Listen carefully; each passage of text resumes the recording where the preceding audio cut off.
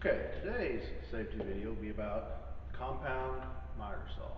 Okay, this here is a DeWalt 12-inch compound miter saw. All right, so what this is used for is cutting boards essentially into pieces. All right, this particular miter saw will slide back and forth. You can also lock it into place by turning this knob back here so it won't slide. You can also lock it down. There's a button on the back you can push in once it's in the down position.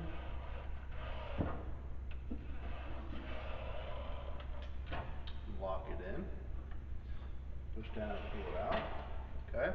This thing, the reason they call it a miter saw is it will cut different angles. So if I push in right here with my thumb, I can turn it, and then there's notches on certain, 45 degrees, certain increments, and it'll go from 0 to 50 this direction, and then go all the way to 60 this direction. Okay? Now, if you want like an odd numbered angle, you can simply push this down, and that locks it into place. All right? For the purpose of this, we're going to keep it at 0. Okay, the other thing it does, and this is why I call it a compound miter saw, is if you loosen up back here, it'll actually swivel to the side. Alright.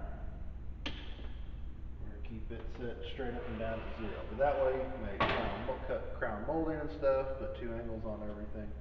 Alright. So some safety concerns when you're dealing with this. A lot of saws have a red area. This is the DeWalt saw, so it's yellow. You do not want to put your fingers inside this area while you're cutting. Okay? Preferably, if you're right-handed, you want to put the bigger piece you're going to cut to the left so you can hold with your left hand, cut with your right hand. Okay?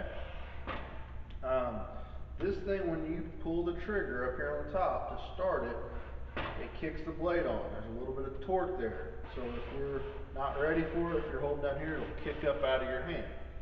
A lot of times with people that aren't used to using it, new users, I tell them, leave it sitting up here, start it. Once it's running, and push it down and make sure it's pushed all the way back. Okay? Say we're cutting this board, we don't have to pull it out. We can pull it out if we want, push it all the way down, and then push it into the board if we want. We don't have to. On something this short, we can just keep it back, push it straight down, and it'll cut the same. Now, if we were cutting a board that maybe came all the way out here, we'd have to pull it out in order to get the cut completed. So, when you're ready to use this, you start it, get it going, pull it down, make your cut. When you're done with your cut, leave it pushed in the back and down position, but release the trigger. Wait for the blade to stop spinning before you pull it up through your stop, okay? So, because what can happen is after you make that cut, say these pieces move a little bit together.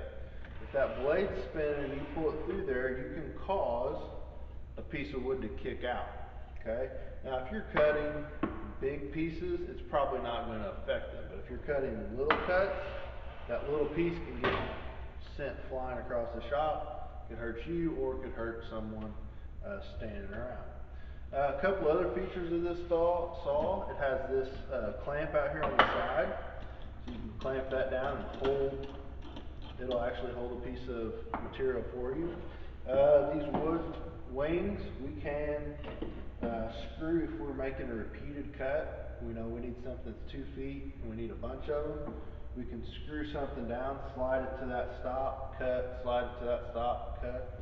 Another nice thing about this exact saw is instead of a laser line, it has a light, okay? And how that light works is the light's up here behind the blade, so as you get closer, it makes a shadow of the blade. So right where that shadow is right where your cut's going to be and gives you a good, precise, accurate cut. Okay, so the big thing, safety glasses always. Keep your hands out here as much as possible. Keep it up here when you start, finish, let go, let it quit spinning before you return it back up to the top position.